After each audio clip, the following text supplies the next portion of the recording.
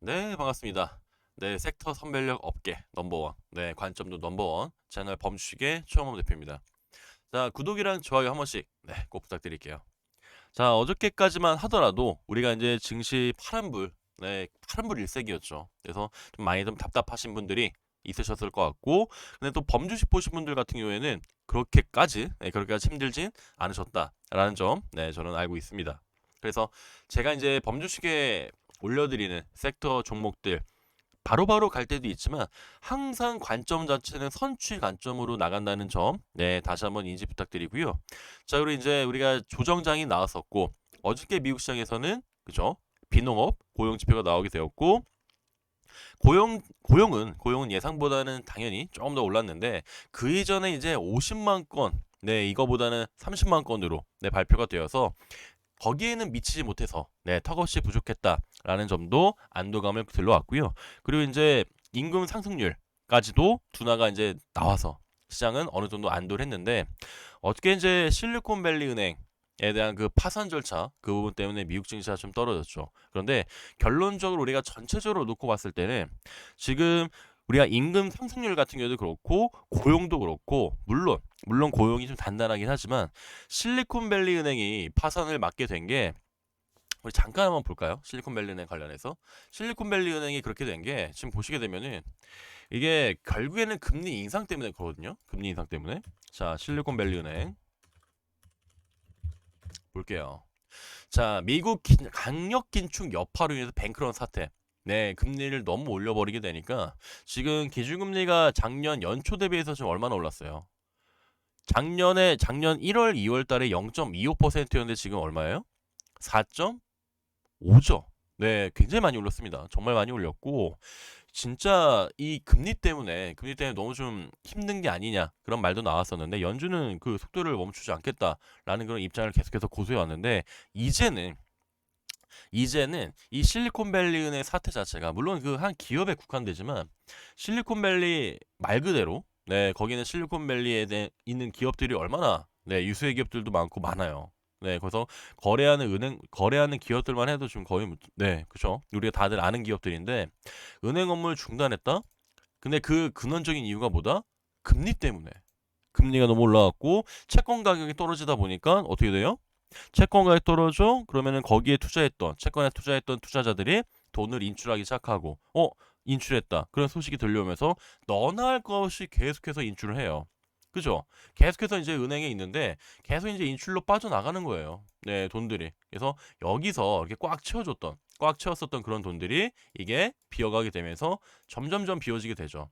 점점점. 네, 점점점에서 네, 거의 잔고가 바닥인. 그래서 지금 보시게 되면은 그쵸? 뱅크런 사태라는 게 뭐냐면은 이렇게 꽉 차 있었던 예치되었던 자금들이 계속 이렇게 빠져나가게 되고 이게 너나 할 것 없이 막 인출을 시도하다 보니까 뱅크 말 그대로 네, 달려나가는 그런 형태가 나와서 정말 어떻게 보면 리먼 사태급 아니냐 했는데 거기에는 당연히 못 미치고요. 네, 그래서 위에서도 네, 결정을 굉장히 빠르게 했죠. 네, 그래서 폐쇄, 파산 일어났죠. 그래서 미국 금융당국 자체도 뱅크런 여파로 지금 큰 손실 낸 실리콘밸리 은행을 네 그냥 바로 그냥 중단시켰습니다. 네, 그래서 이걸 보시게 되면은 2008년 네 그 당시 2008년 정말 심각했죠. 이후 가장 큰 규모의 폐쇄 조치다. 라는 점도 볼 수 있겠고요. 그래서 지금 실리콘밸리 스타트업들과 주로 거래하는 이제 네 실리콘밸리 은행 같은 경우에 이 18억 달러의 손실을 냈는데 네, 주가 폭락하고 나스닥에서도 거래 중단시키고 해서 이제 예금자 보호가 되는 것까지만 받고 아마 못 받을 가능성이 높아요 투자자들이. 그래서 이렇게까지 은행이 무너질 정도인데 물론 뭐 JP모건이나 그죠 뱅크 오브 아메리카나 무너지지 않죠. 그런 정말 큰 메가뱅크들은 그렇기 때문에 그런 걸 감안하더라도 아 이건 금리 인상 너무 좀 빠르고 너무 좀 이제 0.50%는 아니지 않나? 인플레이션이 그래도 둔화된 게 보였고 고용이 이렇다고 해서 물론 뜨겁죠. 고용이 뜨겁고 계속해서 이제 경제 활성화에 대한 부분이 이제 우려가 되고 인플레이션이 덜 떨어진다가 우려가 되니까 그래서 우리가 또 최근에 완전 최근이죠. 네, 지난주죠. 이 지난주가 됐죠. 그래서 0.50%쯤 올려야 되는 거 아니냐, 기준금리. 근데 이 확률보다 이 사태가 나오다 보니까 곧바로 또 0.25%로 선회를 했죠. 그래서 제가 생각하더라도 네, 이번 3월달 FOMC에서는 0.25%에 대한 상승이 거의 확실시되지 않나라는 생각을 해봐요. 그래서 금리도 물론 올려야죠. 네, 필요하면 올려야죠. 그런데 지금만큼 긴축을 했었으면은 저 같은 경우라도 지금 50bp에 대한 빅스텝은 좀 아니지 않나 라는 생각을 해봅니다. 그래서 만약에 정말 기준금리가 올라갔을 때는 미국도 이제 미국이 잡혀 나가는 거는 아무리 금리 올려도 미국이 고용이 안 잡히는 것처럼 정말 막강한 나라죠. 그런데 그게 중요한 게 아니라 신흥국 시장이 무너지게 되니까 정말 말 그대로 5.5% 넘어서 6% 간다? 신흥국 어떻게 될까요?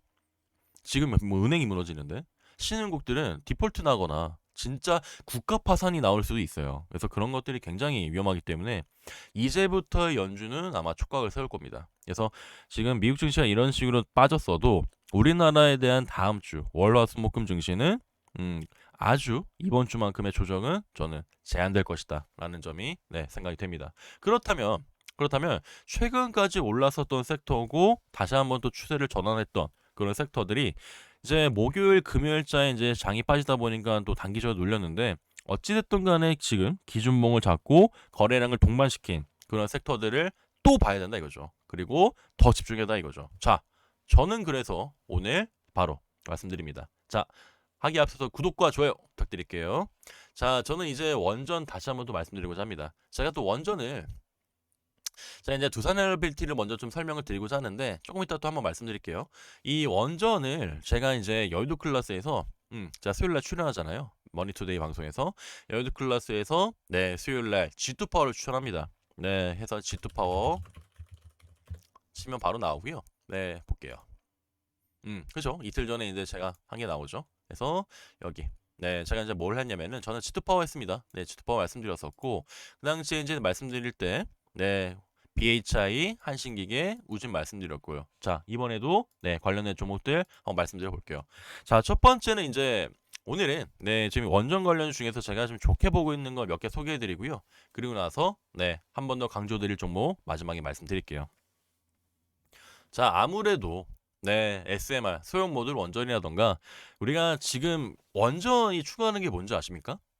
원전 산업이 추구하는 거. 그리고 한수원이 이렇게 한국수력원전이 발빠르게 움직이는 이유.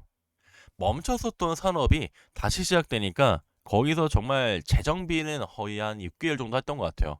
이제는 수주고 정말 돈을 안 벌었던 돈을 벌기 시작할 거예요. 5년 동안 탈원전 했었으니까. 그래서 지금 그것도 굉장히 막강한 게 2023년 올해 하반기만 하더라도 100조 원 가까이가 수주가 거의 확정이 나 있어요. 어마어마하죠.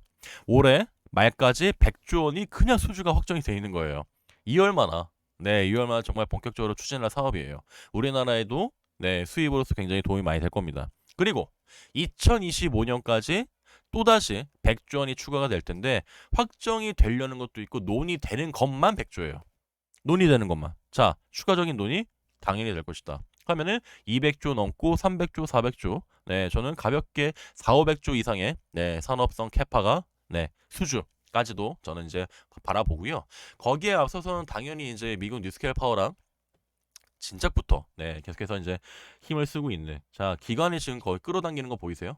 연기금은 거의 막 네, 그냥 막 사고 있어요. 외국인도 마찬가지. 개인만이 팔죠. 네, 반대로만 하면 됩니다. 개인들 반대로만.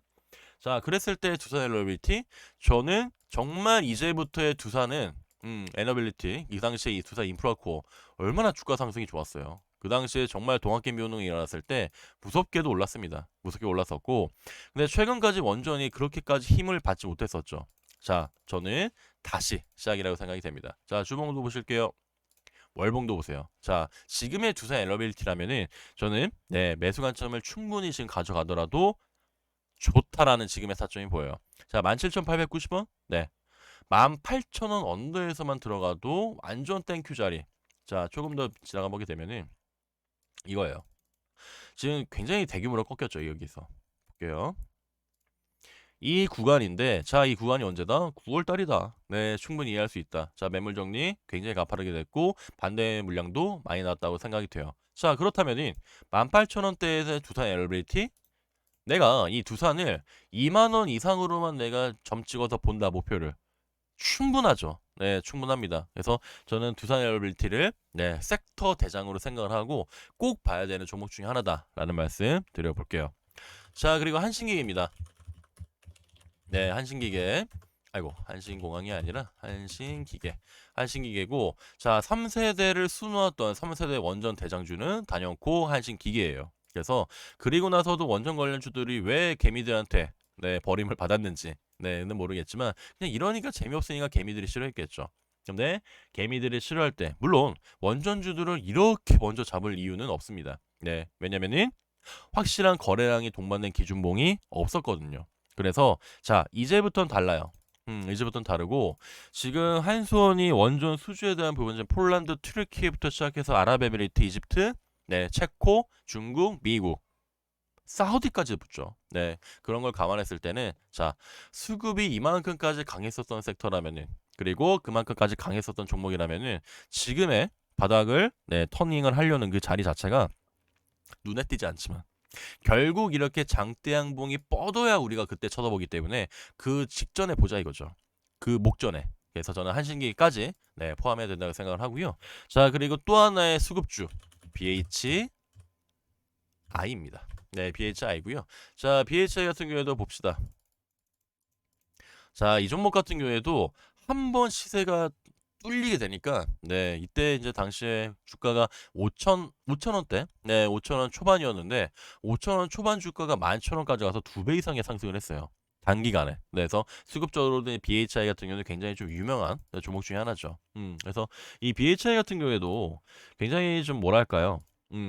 발전 쪽이란 이제 제철용 산업설비, 네, 설계 생산 전문 업체인데 HRSG라고 해요. 네, 배열 보일러 쪽입니다. 네, 보일러 쪽이고 원전 보조 설비 있잖아요. 네, 원자로에서 나오는 그 열이 있을 거 아니에요. 네, 그걸 보일러로 네, 바꿔주는 그런 역할도 하는 그런 부품을 생산하는 업체이기도 합니다. 그래서 BHI 같은 경우에도 여기서의 네, 거의 자리가 비슷하죠. 네, 그래서 종목 위주로 좀 설명을 먼저 드리고요. 자, 두산 그리고 한신기계 그리고 BHI 네, 말씀드렸고요. 자, 그리고 나서 이제 한 종목 더 보고 그리고는 강조할 종목 말씀드릴게요. 자, 한 종목은 지금 이제 원전 관련해서는 다 봐야 돼요. 네, 다 봐야 되고 하는데 자, 1세대 종목 봐야죠. 네, 에노토크 챙기시면 될 것 같아요. 에노토크 같은 경우에도 그 당시에 이제 좀 더 뒤로 가게 되면요.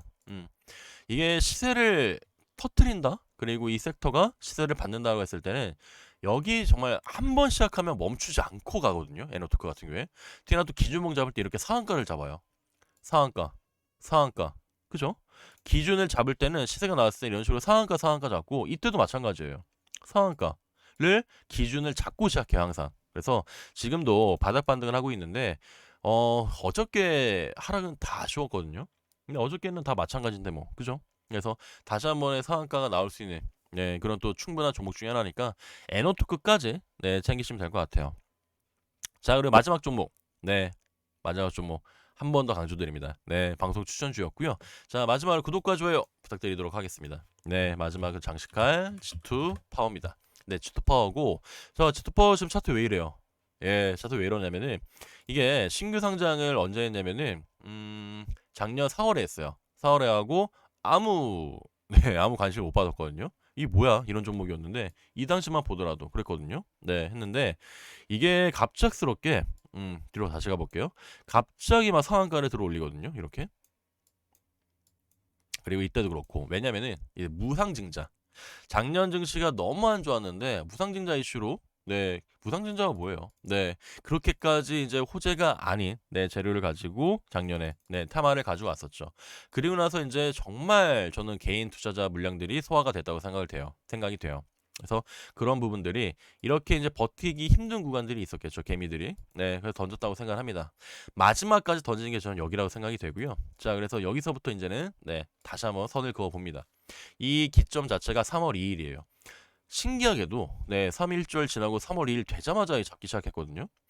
개미 물량 거의 다 개인 물량도 소화된 것 같고요. 자, 여기서부터의 지금 기준봉 제가 추천 나간 게 여기 기준입니다. 그래서 거래량 동반시켰고, 자, 특이점이 있어요. 거래량 동반시켜 음봉 거래량으로 바로 붙여버렸거든요. 하고 곧바로 소화했어요. 네, 그리고 나서 다시. 그렇다면 뭐예요? 다시 이거를 시세를 만들 때는 거래량을 동반시키면서 네, 새로운 거래량이 들어온다라는 걸 가정할 수가 있겠죠. 그래서 저 같은 경우에도 이제 G2파워 같은 경우에는 앞으로도 그렇고 그 후에도 그렇고 이 만 원에 대한 안착 자리가 굉장히 중요할 것 같은데, 일단 만 원만 이제 돌파되게 되면은 그 이상의 11,000원, 12,000원 단기별로 돌파된다 생각이 돼요. 네, 워낙 바닥 중에서도 바닥이고, 네, 주봉 보시고 월봉을 보시더라도 지금 바닥 중에 바닥이기 때문에 네, 지금부터 잘 대비를 해 나간다면은 충분히 만 원 이상의 자리를 볼 수 있지 않을까 생각을 해봅니다. 치트파워까지 챙기시면 될 것 같아요. 그래서 지금 이제 원전 산업이 굉장히 중요해진 이유가 앞으로의 수주가 정말 현실화가 될 겁니다. 그래서 수주 기사들이 계속 이제 쌓여질 거고요. 네, 원전 산업 관련해서도 앞으로, 그리고 신재생 에너지들이 이제 시작된 것처럼 네, 원전 관련주들 다음 주부터 또 체크해 보시길 바랍니다. 감사합니다.